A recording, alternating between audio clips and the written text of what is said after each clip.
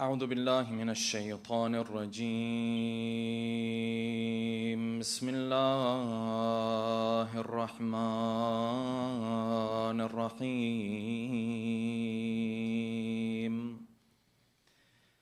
الحمد لله الذي لا يبلغ مدحته القائلون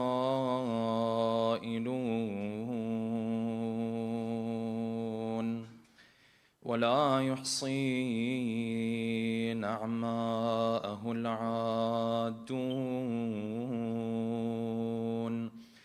ولا يؤدي حقه المجتهدون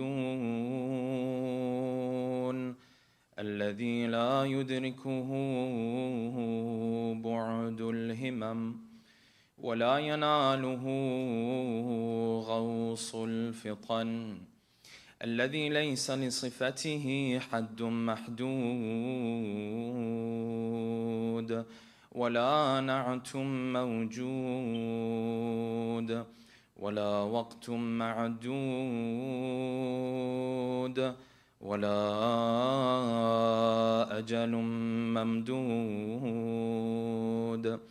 أما بعد فقد قال الله الحكيم في محكم كتابه الكريم أعوذ بالله من الشيطان الرجيم وإذا قيل لهم تعالوا إلى ما أنزل الله وإلى الرسول قالوا حسبنا ما وجدنا عليه آباءنا أولو كان آباؤهم لا يعلمون شيئا ولا يهتدون يا أيها الذين آمنوا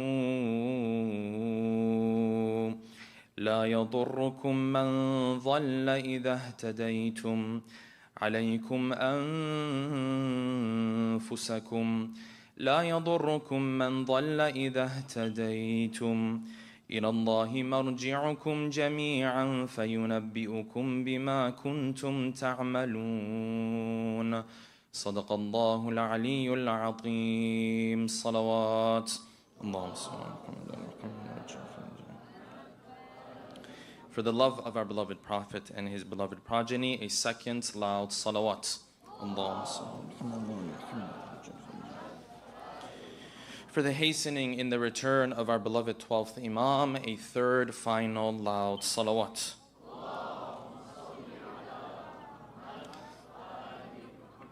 The topic that we'll be discussing tonight, inshallah, is studying the Muslim response to changing sexual norms within society. The MC pointed this out. I'll just reiterate this before we get into this topic, that of course the terminology that we'll be using in today's talk may not be suitable for some of the younger audience amongst us. If you're younger, maybe you can find your mother, you can find your father, and inshallah they can decide if this is suitable for you or not. A couple points before we get into today's discussion. The first and most important point that one needs to keep in mind as we get into this discussion, as we discuss many of the nuanced and detailed points that we will discuss today, is that beyond the shadow of a doubt, adopting such lifestyles where someone is drawn to a person of the same gender and is acting upon this attraction is beyond the shadow of a doubt forbidden in Islam. I make this point clear from the very onset and from the very beginning because in today's talk we will discuss a lot of detailed, delicate points. There's quite a bit of nuanced discussions that we're going to have. And in the midst of our discussions, I don't want this point to get lost. Many times you will find when people try to make a nuanced point with regards to this topic, sometimes they are later accused that they may not believe that this is something that is forbidden in our faith and so on and so forth. Therefore, the first point that we have to make clear is that from the perspective of our faith, acting upon such desires is considered forbidden. If at any point within this talk in the next 45 minutes, there is a point that you hear and that you assume that the speaker is even implying anything other than this, then you have misunderstood the point that we were making. This is at the first level. At the second level, and this is just to be on the cautious side, if at any point in this discussion your understanding or your interpretation in some absurd way is that we are asking for you to go above and beyond the laws of where you live, whichever country you might live in, whichever state you might live in. With regards to this issue or any other issue, then again, you have misunderstood the points that we are making in this talk. We are Muslims, and as part of our Islamic faith, Allah subhanahu wa ta'ala expects us, and the rulings of our maraja expects from us to abide by the laws whichever country we might be living in. This is at the second level. At a third level, there is also a disclaimer to make that today's content and today's discussion is mainly addressed towards a person who has two main qualifications. The first of these qualifications is that this person fundamentally looks at this issue or wants to understand the issue from the Islamic perspective, meaning that this person either attributes himself to Islam or at least wants to understand how Islam views this issue. Therefore, if there are people out there who are not Muslim or they're not interested in understanding the Islamic take on this issue, this talk is not for them, it's not addressing them, and it would not be relevant to them either. That is the first qualification. The second qualification is that even if someone is Muslim, but for whatever reason, from their own perspective, have decided not to practice their faith in their day-to-day life. They don't wake up every morning with the concern of, am I practicing Islam every day in my day-to-day life? Again, today's talk may not be so relevant to them. We are approaching this issue from the angle of someone who wants to understand, number one, what is Islam's take on this issue? And furthermore, how can I implement that in my day-to-day life? If I don't fall under either of those categories, or both of them, I should say, well, then this talk may not be so relevant for this audience. Having said that, let us take a trip down memory lane a little bit. When we were younger and we were growing up, of course, we remember the idea of individuals who were drawn to the same gender. Now, at that time, maybe you might have heard the abbreviation of LGBTQIA+, or not. That's a separate discussion. But growing up, sometimes you would see characters in movies, in TV shows, other places you were exposed to these ideas. However, somehow, someway along the road, in the past 10 to 15 years, maybe 20 years, it seems as though the discussion and the discourse on this topic started to change a little bit in its nature. And there were a number of elements within it that started to change. It was no longer the same way it used to be when you were younger. Yes, when you were younger, sometimes you would come across a character, maybe it would create a question in your mind, but you would just assume that this is a person who's decided to live his life in a different way than maybe, for example, your loved ones were living their lives. If your loved ones, you saw your mother and father in a heterosexual relationship, in a relationship where there's a man and a woman involved, then you might see some character in some movie or TV show where that is not the case for them. However, you started to see the discourse and the elements in this discussion started to fundamentally change. What were some of the fundamental changes that have happened over the past 2 or so decades? Firstly, you started to see that these characters that before you started to run into every now and then, once in a blue moon, all of a sudden, the shows, the TV shows, whatever the case might be, there is always a character who's adopted such lifestyles in almost every single show. So now wherever you go, whatever episode of any show you watch, yes, whatever it is that you might be streaming, the reality is left and right, even more so than what the statistics tell us of the number of people who identify as part of these lifestyles. This was the first major difference that you would start to recognize. Sometimes you might be watching a movie, sometimes you might be watching a TV show, and the theme and the plot doesn't even necessarily coincide with these types of relationships. Yet, you would find a character in there, much more so today compared to before, who abides and adopted such a lifestyle. This is one switch and change that you found. The level of representation in media, of course, has doubled, tripled, and if you run the numbers will probably be a lot higher than that, in fact. This was one main difference of element in this discourse. The second one that you also found was back in the day when we were younger, the idea was revolving around the basic human rights of someone who adopts this lifestyle. Individuals who adopted this lifestyle, they were more vulnerable, as the statistics tell us, sometimes in school, sometimes as adults, And therefore, the discourse was around the idea that the basic human rights of this person should be respected. If this person is growing up in school, they should not be harassed, they should not be bullied, they should be respected for whatever lifestyle they choose in their private life. This somehow evolved over time and turned into a discussion of not only respecting basic human rights, rather celebration, promotion, and showing that you are in love with this lifestyle. If someone came to you and shared with you that this is the lifestyle that they have adopted in their lives, if you were anything less than 110% delighted, now all of a sudden this is an issue. This was another thing that changed from the time when we were growing up. A third point of this discussion that also changed is back in the day, this used to be a private matter. If you didn't agree with the perspective that was, prominent within society and prevalent, you weren't necessarily a bad person. You were just a person who disagrees on this matter. At the end of the day, your opinion didn't matter so much because this person was practicing things in their own personal life. They weren't trying to get into your business. You weren't trying to get into their business.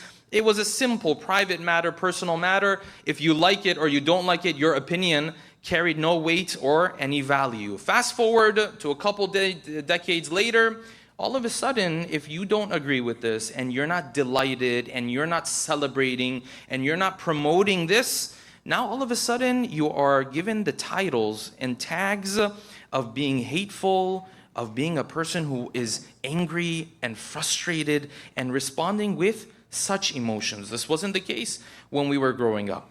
The fourth of these discussions that changed, the discourse that changed, is that when you were growing up, this was a matter that was discussed by the adults in society. Adults would come together because it's a discussion that naturally involves at some level an intellectual maturity to even understand some of these issues.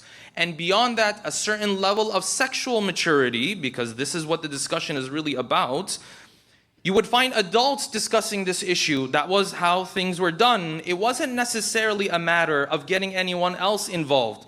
Fast forward a couple decades, all of a sudden, a child is expected to not only get involved in such discussions, but to make the biggest decisions of their lives in the early years of childhood. This was not the case when we were growing up. This was a discussion, and essentially should be a discussion, that adults might engage in. Someone might agree with it, someone might disagree with it.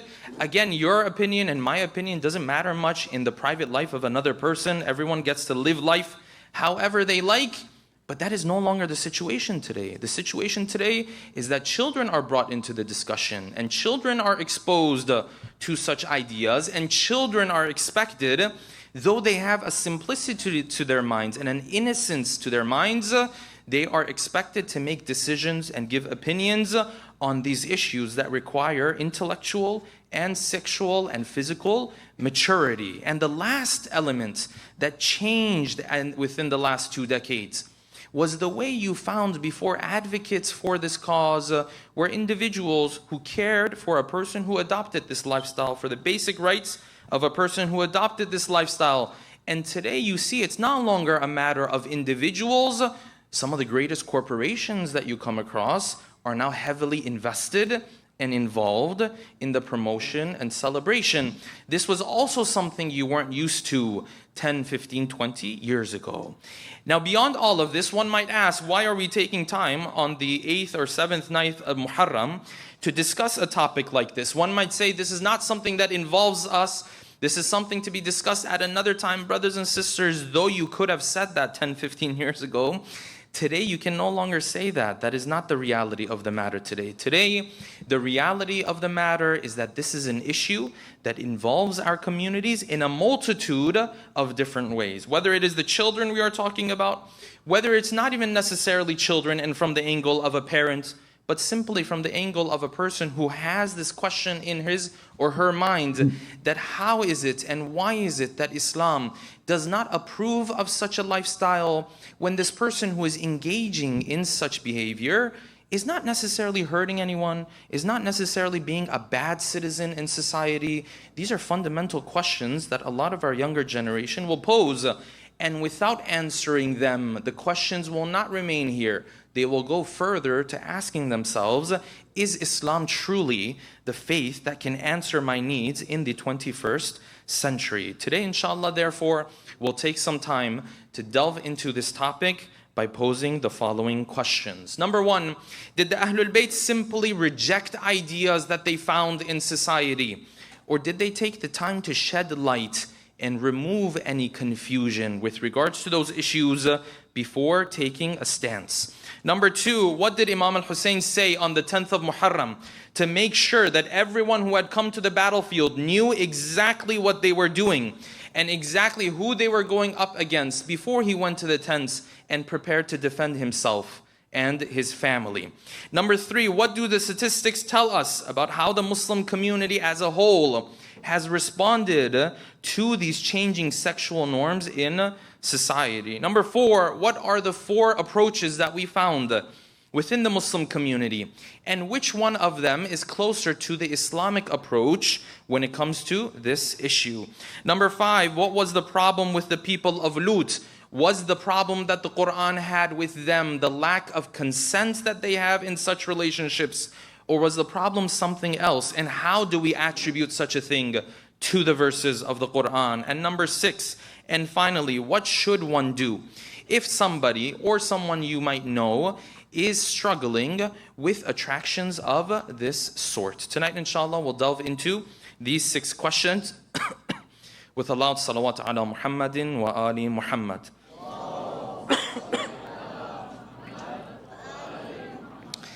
Allow us to begin from here, brothers and sisters. When you look in the seerah of the Ahlul Bayt, you don't find them to be individuals who simply rejected ideas left and right before first taking the time to clarify what the issue was and to clarify what their stance was with regards to that issue. Some of us have this understanding that when you have the truth with you, if you are a prophet or an imam, because naturally whatever you do or decide is the right decision, you're ma'soom at this point. Our understanding of the Ahlul Bayt was that these were individuals who wouldn't take time necessarily to explain to society why they have the stances that they have. Rather, they would look at a group of people and dismiss them. Rather, they would look at a certain idea and reject it, and that's it, and they would move on. We are the prophets and we are the imams, deal with it. This is the ruling, you deal with it. And as we will discuss, you will find many Muslims today also take the same approach with regards to this issue, as well as a lot of other issues as well. Instead of framing the Islamic response within its proper context, they will take 1 or 2 pieces of Islamic knowledge that are true, by the way, but they will only stick to 1 or 2 of those pieces of knowledge. You don't find this in the seerah of our beloved Prophet. Even when the Prophet had this moment that was similar to a duel, you can say even, that we refer to as mubahala, where this side was going to pray against that side was going to pray against this side. Many of us are not aware that this is not how this interaction began with the Christians of Najran. When the Christians of Najran came to the Prophet, it was not the Prophet's first move to say, okay, you stand on that side, I'm going to stand on this side, let's pray against each other and see what happens. This was not the first approach of the Prophet. In fact, when they entered into the masjid of the Prophet allowed them to pray based on their own religion. They didn't know, they didn't ask for permission. Maybe it wasn't the best thing to do. The Prophet told his companions to be patient with them. After they were done, the Prophet engaged in conversation with them. The Prophet had arguments to make. He had points to clarify. When he turned to them and he said, you all need to follow Islam, they said, no, we already follow the faith that God wants us to follow. The Prophet responded to them and he said, how can you believe that Jesus is the Son of God and He is God at the same time and He is divine at the same time? And the conversation continued. The Prophet said, isn't it true that a father and a son should have some similarities in their essence and in their nature? They said, of course. He said, okay, well, is it the case that the God that we know of used to eat and drink? Recite another salawat, please. Allahumma salli ala Muhammad wa ala Muhammad. Does your God eat and drink? They said, no. He said, did Jesus used to eat and drink? They said, yes. Does your God end up in a womb? No. Was Jesus at one point in a womb? No. And the conversation continued. Yes. After it came to a point where they were told that things are different. Another salawat, please. No worries. Thank you. When the discussion reached a point where the Prophet knew that these people are simply trying to move away from the truth. At this point, the Prophet turned towards them and the idea of mubahala came into the picture. Similarly, you find Imam al-Hussein on the 10th of Muharram, he didn't go and, in the first moment start to prepare his sword and get ready for battle. The first approach that the Imam took on multiple occasions, not just in Karbala, on his way to Karbala as well, was to clarify for the people who were standing in front of him of who he is. And he has a longer khutbah on that day, but at one point he comes to this point. He says, listen, if you don't believe anything about me and anything that I say, there's just one thing that you cannot deny. Alastu ibnu bint nabiyyikum, am I not the son of the daughter of your prophet? Is it not true that the Prophet told you to be considerate of his family? This one you can't deny. Maybe you can say Hussein has gone and done this and gone and done that, but at the end of the day, the Prophet ordered to be considerate of his family at the very least. They said, we understand, but we will insist. And when it came to this point, then the Imam recited a verse, quoting the verses of the Quran, that now I have made things clear between you and I. Now whatever you decide, that is on you and that is your decision. Therefore, this is the seerah of the Ahlul Bayt. Let us get into the particular topic that we are discussing. This is extremely important because when you look at the polls that have been done over the years, you only find that as the years go by, the Muslim response and Muslim acceptance of such lifestyles only starts to increase in numbers. Now, when someone says, I am accepting of such a lifestyle, does this mean that I am only accepting of it on a social level? If someone else is doing it, it doesn't bother me. Or does it mean that this person is accepting of this in terms of his or her own faith? This is something that might be difficult to tell based off of these polls, because the polls are usually simple questions, yes, no questions, and that's it. Nonetheless, one thing is for sure, that the general acceptance towards this, even within the Muslim community, is growing. There is no doubt about this. When you look amongst the Muslim community, you find there are three main approaches to this issue that we need to study. And then a fourth approach that seems to be closer to what Islam actually expects from us. The first of these approaches is an approach of complete denial. What are we even talking about? It's not even an issue. No, it's affecting our community. No, what do you mean? Shaykh, this stuff is for the people, they are sinners, the ones who have nothing to do with us, the one who he has taken a different path in his life, he's not part of us, he's this, he's that, this is for them. Muslims don't deal with these issues. This is the first path. And growing up, there might have been individuals, organizations, whatever the case might have been, who sometimes even with good intentions might have taken this approach. But in the world that we live in today, this approach is nearly impossible. Still, you will find organizations who will act as if these issues are not issues for the youth of today. And they will act like these issues are not affecting our community.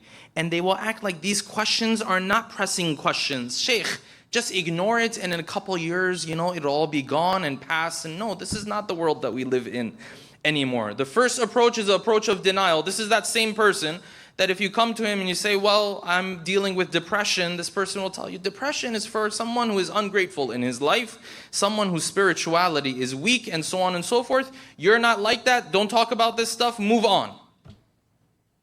This approach of denial, brothers and sisters, doesn't work for us. Now, whether it's right or wrong, either way, it doesn't work in today's world. This is the first approach. I will move a little bit faster because if we are discussing this topic, naturally, we're not taking this approach to begin with. The second approach that you will find is an approach of complete acceptance.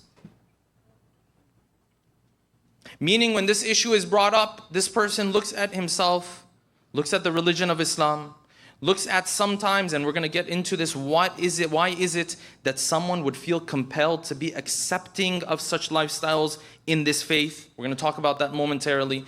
This person looks at himself, looks at the religion of Islam, looks at the difficulty that this person is going through experiencing such attractions, which I will touch on, and says, well, what's the problem? Allow us to be accepting of this. Wouldn't that solve everything? Wouldn't that make life just so much easier? And in some ways, in a temporary sense of the word, it will, because essentially you're erasing the whole problem.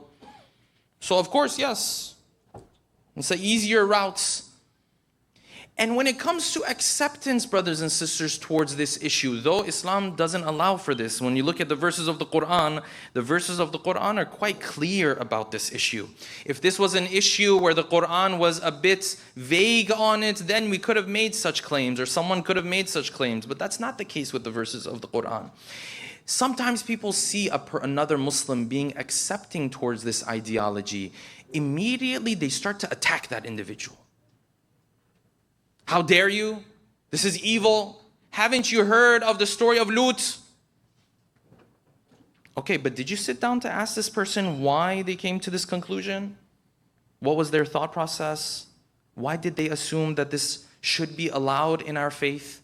This is important. We have to engage in dialogue.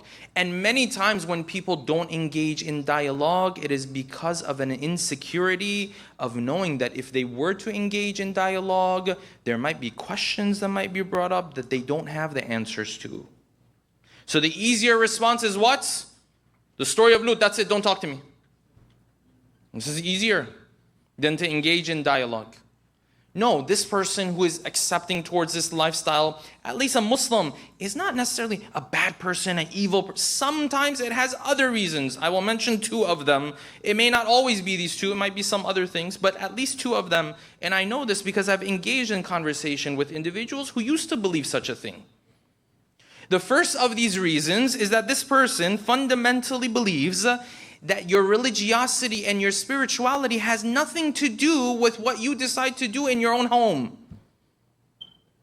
Does that ring a bell from the topic we discussed on Islamic spirituality and modern spirituality? This person's definition of spirituality is how you treat people, what kind of a citizen you are to people, how kind you are to them, the acts of kindness you do in society. And these are all, by the way, part of Islam. There's no doubt about it, except we mentioned in that talk that this is not the only thing that Islam preaches. Islam is also looking for submission. So this person's approach is, listen, if this person decides to be a part of this type of relationship or a heterosexual relationship, it's not going to change fundamentally how they act within society. So now in the private rooms of their home and so on, whatever they do, what does that have to do with religion? What does that have to do with God? They're not being unfair to anybody. They're not hurting anybody. They're not being unkind to anybody. This is the thought process. Except again, this doesn't mesh with what Islam teaches us, because Islam never said that your spirituality and religiosity is only about how you do things within the greater society. No. Islam says when you go home, you have to pray. When you pray, what impact does it have on society? Maybe no impact at all. But Islam says if you don't pray, you are close to kufr, as many narrations say. The one who fundamentally doesn't pray, not the one who might miss every now and then, but the one who fundamentally tarikus salat. Fundamentally, multiple narrations talk about. We'll talk more about this on the 10th night.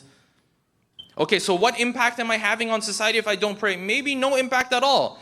But that's not how religion works. Religion is looking for submission and is working on that ego of yours that you have, whether you're in society or you're in your home.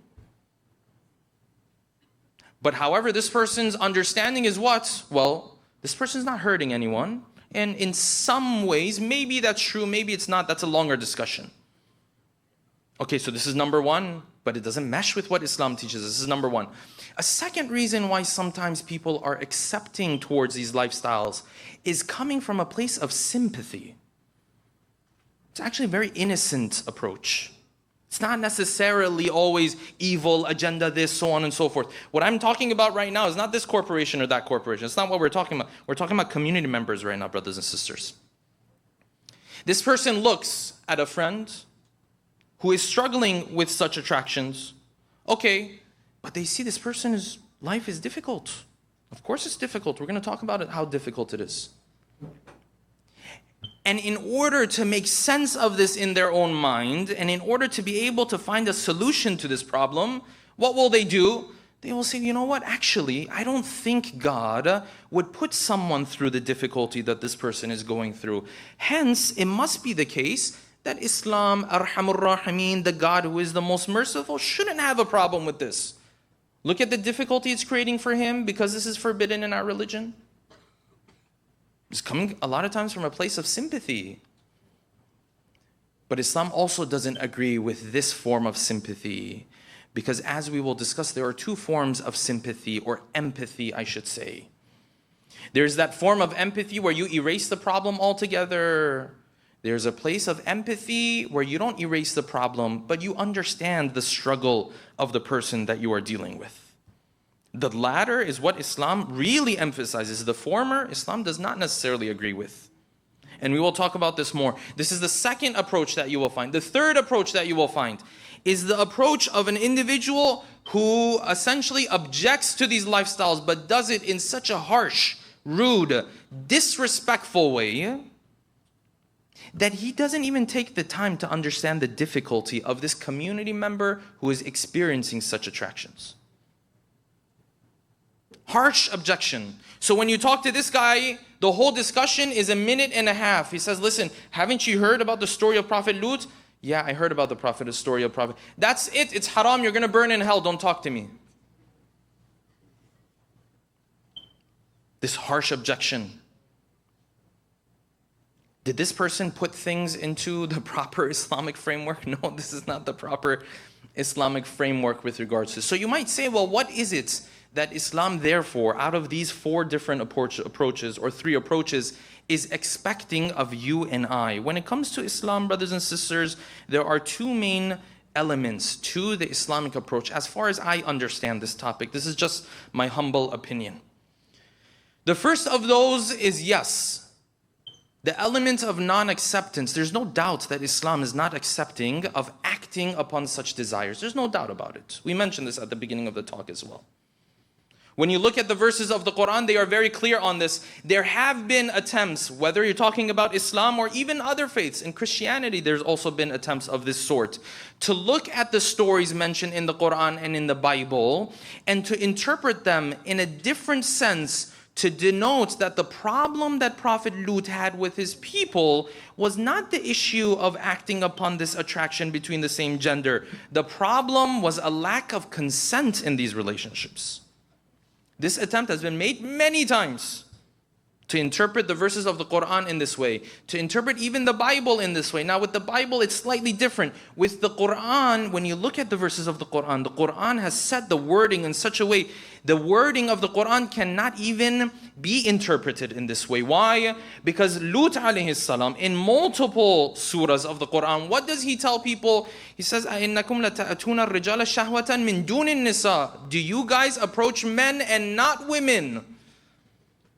If the problem was consent, would he be pointing out the men and not the women? So now Islam is saying, or this prophet of God is saying, approaching women without consent is okay. It's only a problem when you approach a male. This doesn't mesh with any principle of the Quran. So then the problem was not the consent. This is the first point to remember.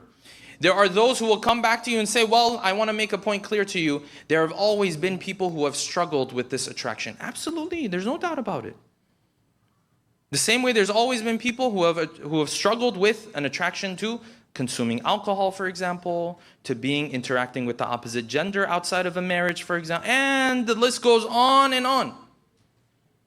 In fact, the very fact that the Quran says this deed is forbidden, doesn't that mean that this is something that some people engage in? Does the Quran ever sit there and say, listen, when you go to Pluto, don't eat of any of the plants or the dirt that you find there? No, because you're never going to end up in Pluto. When the Quran says this is forbidden, what does that mean? That means you're going to come across this. This is a thing. Otherwise, what's the purpose of forbidding it? Does the Quran ever say when you run into that alien, it's wajib for you to say salam to him? No, because you're never going to run into the alien. Or will we? We don't know. The reality is the Quran has made this forbidden. That means, yes, there's always been this throughout history. There's no doubt about that. Okay, moving on. The next question that comes to mind when you say Islam is non-accepting towards this is that this person will say, but how can Islam fundamentally go against the foundational identity of this person?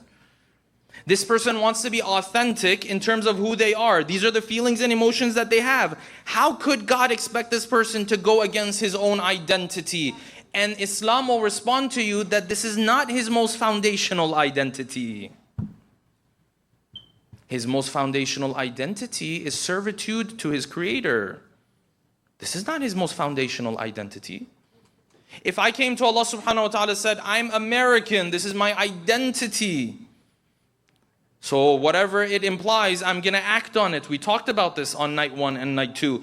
Allah subhanahu wa ta'ala will tell you, in some ways you can act on it, but if it goes against my religion and your servitude, we say no to that. Similarly, someone wants to build an identity around their sexual preference, but if it's going to go against their most foundational identity, well then Allah subhanahu wa ta'ala is not accepting of this. The same way you might have hundreds of other identities that you're very proud of, but the moment they go against the faith, Allah subhanahu wa ta'ala says, no, you can't act on this identity here. Your ethnicity, your family, so on and so forth. And hence you find something very, very interesting in the verses of the Quran. That the Quran, when it comes to the people of Lut, never refers to the people of Lut as a person who is homosexual, who is gay or lesbian or so on and so forth. Never refers to such individuals in terms of an identity. Refers to them in terms of the acts that they engage in. What does the Quran say? أَإِنَّكُمْ لَتَأْتُونَ الرِّجَالِ. Do you approach men? Is this something you do, not something you are? How could the Quran go against this person's identity? The Quran doesn't believe this is this person's most foundational identity. Someone might be hearing this and is not Muslim or doesn't look at the verses of the... Yes, it's not going to make sense to you if you're not looking at it from an Islamic, angle. There's no doubt about that. This, we're looking at it from an Islamic angle. Okay, this is the non-acceptance that Allah subhanahu wa ta'ala wants from us. But then there is a second element. And this second one, brothers and sisters, gets lost. When you have someone who is struggling with such a thing, you're not only responsible to Allah subhanahu wa ta'ala to explain that acting on these desires is not acceptable in Islam. It's considered to be a sin. The second responsibility that you have is empathy. Empathy. Kindness, compassion. Kindness and compassion, the moment you say that, people say, oh, so we have to be accepting. No, who told you that? Who told you being empathetic and kind and compassionate towards a person who is struggling with something in their life means you accept what they're going through? So let me explain a little bit, brothers and sisters. When you have an individual who's struggling, just understand where this person is coming from. This is a person who's struggling in a multitude of different ways in life. From a young age, this is normally the experience that you will hear. From a young age, this person feels different. So already, it's difficult to fit in. As they hit puberty and come to, an age older than that, then all of a sudden things are much more different. Now isolation becomes a thing. Then beyond that, of course, if you're dealing with such things, what is the next result of this? Well, your marital situation is potentially going to be impacted by it. So that's an added layer of pressure. Then the chit-chats and the sarcasm that people have around about you behind your back is an extra layer of pressure. Then sometimes you'll see parents disowning their children. Now I ask you, if you approach this person without empathy, someone who's already going through all these difficulties, all this pressure is already on him, is he more likely to stick to his faith and say, I'm going to work my way through this desire of mine? Or is he more likely to say, you know what, I'm done with this, I don't even belong here, I'm out? Which one is more likely? When the angels came to Ibrahim, they were on their way to the people of Lut, they stopped on the way at the house of Ibrahim. When things settled down, they told Ibrahim, they said, Ibrahim, we're going to the people of Lut. God's punishment is coming.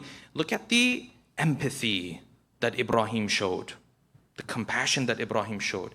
Ibrahim, for a moment, he said, maybe the punishment is not for sure yet. So what did he do? This is the verses of the Quran. يُجَادِلُنَا فِي قَوْمِ لُوطٍ. He immediately said, wait a second, let's see if we can do something about it. Can I do their shafa'ah? Can we hold back? Can we give them more time? Can we do this? That is the empathy that a prophet of God had. That's why Ibrahim is Ibrahim. Ibrahim is not Ibrahim because he sits there and says, yeah, you're going to burn in hell. Go, I don't want to talk to you. That's not Ibrahim. Ibrahim is the one, he makes the red lines of his faith clear, but at the same time, he has this empathy that you and I can't even imagine. Imagine a people who have a living, breathing prophet amongst them, Lut, and they're still disobeying, and Ibrahim still comes back and tells the angels, wait a moment, is there anything I can do? Ya Ibrahimu a'rid an hada. Ibrahim, it's a done deal, this one. It's no more room. Then he submits to the will of Allah subhanahu wa ta'ala. Empathy, brothers and sisters. This is very, very crucial. Okay, so if I bring together these two elements, it seems to put together the approach that Islam wants from me. But here's the thing, brothers and sisters. This is when you're dealing with someone within your own community, a brother, a sister, whatever the case, who might be struggling with this, still identifies as Muslim, wants to practice their faith, so on and so forth. Sometimes this is not the case anymore. Sometimes you're dealing with corporations, and sometimes children are involved. Well, a corporation, I don't know if you've noticed, but a corporation usually understands things through their bottom line. That's pretty much the only thing that matters for any corporation. That's what a corporation is for. It's there to produce money, and fundamentally, even more so within a capitalistic society. Bottom line. Corporations don't care about your values. Corporations also don't necessarily care about your family, your children, so on and so forth. They care about their bottom line. You want to speak to a corporation? That's how you speak to them. That's how you let them know whether you approve of something they're doing or not. And it's completely within your rights, and there's nothing wrong with that. Sometimes children get involved, and this is where sometimes you find parents who are extremely naive. So what will this parent say? This parent will say, Sheikh, I understand these things are not allowed. We want to keep some distance from these things. But here's the thing, Sheikh. My children are going to be exposed to this stuff anyways. They're living in this society. They're going to be exposed to this stuff anyways.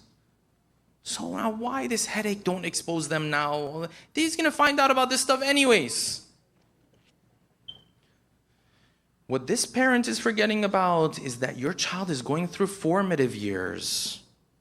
His character is just getting built right now. Yes, your child and you yourself will be exposed to certain things in 20 years that you never imagined was even a thing. Even you will be exposed to new things as you go on through life. But these are formative years of this child. The world of this child is being built right now. You need to safeguard that. You need to protect that. Whatever the law allows you within the boundaries of the law, this is your role. That's why you're the father. That's why you're the mother. To protect your children. This is the role that Allah subhanahu wa ta'ala has put on your shoulder and on our shoulder. And I want to go a step further here, brothers and sisters. Here's the reality of the matter. A lot of times parents who are even concerned about these issues and want to safeguard their children take the most temporary approach that you can possibly take. The most short-term approach that you can possibly take. Oh, as long as this book is not there. As long as, this TV... Here's the thing, brothers and sisters. As long as we are putting the education of our children in the hands of anybody else, who sometimes might even mean well, but doesn't have the values that you and I have, as long as this is the case, this is the situation we're dealing with. You're a parent, you're concerned, here's what you need to do. You need to take control of the education of your child. I promise you, come to any parents, and tell them, listen, 10 minutes a day, why don't you bring your children and have them sit with this stranger? The stranger is going to have a conversation with them. Tell me any parent who would do that. They'll immediately say, no, what do you mean? Of course not, it's a stranger. But then they'll hand them this device. Strangers will have conversations with their child 8 hours a day. And at the end, the parent will walk away and say, but his knees aren't bruised and he doesn't have any scars on him. He must be fine. No, this is your role to safeguard your children. Wherever we are, brothers and sisters, in our communities, in terms of education and educational services that we offer, we have to take it up to the next notch. As long as you're outsourcing this to someone who doesn't look at things the way you're looking at things, of course that person is going to do it the way they want to do it. This is how it is. Today, it's this issue. Tomorrow, it's going to be liberalism. The next day, it's going to be feminism. The next day, it's going to be atheism. The next day, it's going to be gender roles. The next day, it's going to be this. The next day, it's going to be that. You're handing off your children to somebody else. Why? There are communities, still when they invite speakers, they're not worried about which topics, what issues, what are those issues we have to, how can I educate our younger generation? Well, this needs to change. There are some communities, they have weekend Islamic schools, except it's such poor quality. The kid walks away hating Islam more than loving Islam. This needs to be elevated. There are some communities, they're in better shape than this. They have summer camps, they have retreats. We need more of that. Wherever you are on that scale of providing educational services to your community, that needs to go up a notch. There are some communities that easily have the ability to have their own high quality Islamic schools. High quality. But that's not a priority. Well, if it's not a priority, brothers and sisters, then know that as parents, we are handing off our children. Things are being taught to them. Today might be this issue. People think this is the issue. Listen, society has always been diverging away from faith. When was the last time you spoke to someone from the elders and they said, yes, mashallah, society is so much better today.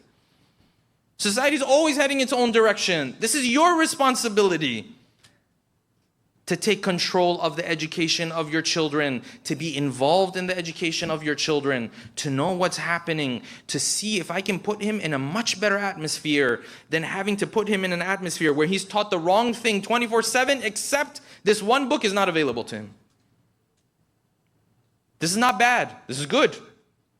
But a lot more is needed for us, is what I'm trying to say. Yes? A lot more. We need to take a much more long-term approach to this issue. Otherwise, these issues, brothers and sisters, will always pop up. This is not the first time. Didn't we have issues with our kids in schools before this issue came up? Wasn't sex ed always an issue of my child being exposed to a heterosexual relationship, but at a young age? Isn't that an issue in Islam as well? These are things that will always be there because society is headed in a different direction. You're sitting here and saying, I have a prophet and the word of God, and he told me to live my life a completely different way. Of course, these two are going to be different from one another. Now, someone might say, well, what am I supposed to do if I am in a situation, or I know a friend who might be in a situation who is struggling with such attractions? And with this, inshallah, we'll wrap up. Number one, first and foremost, understand that you are to look for resources from other peers who have had experiences of this sort, who can guide you through this path of maneuvering such desires. One podcast I want to introduce is a podcast called A Way Beyond the Rainbow, something to look into as a resource. That itself consists many other resources as well. Number one. Number two, understand this does not mean in any shape or way that God hates you, dislikes you. This is punishment for something you did when you were 5 years old, where you couldn't even sin even if you wanted to. This is not a punishment from God. This is a test from Allah subhanahu wa ta'ala. That's number two. Number three, understand that the reward of Allah subhanahu wa ta'ala is greater when the test that He has put in your life is greater than the tests of others. Number four, understand the forgiveness of Allah subhanahu wa ta'ala is greater when you fall short at a test that is much, much greater than the test of other individuals. Allah subhanahu wa ta'ala might turn to me and tell me to wake up for Fajr. I might struggle to do so. I might fall short sometimes. And yet we say the mercy of Allah subhanahu wa ta'ala is there for this person. Isn't this what we say? Okay, now this test has been placed in the life of this person. It's fundamentally changing his whole future. You're saying God's mercy is not there? As long as this person is trying to hold back, try. That you can do. You might say, well, the emotions, the feelings, they're not voluntary. Okay, but acting on them, at least you can try. I might fall short. Well, guess what? We fall short on a lot of different things. And the mercy of Allah subhanahu wa ta'ala is there to catch us when we fall short. This is number 4. Number 5 and final point. If the emotions are not voluntary, and even if acting on them sometimes we might say we might fall short, so on and so forth. But the one thing that is definitely voluntary and that Allah subhanahu wa ta'ala expects us to refrain from is being open and public and promoting such a lifestyle. This one's voluntary.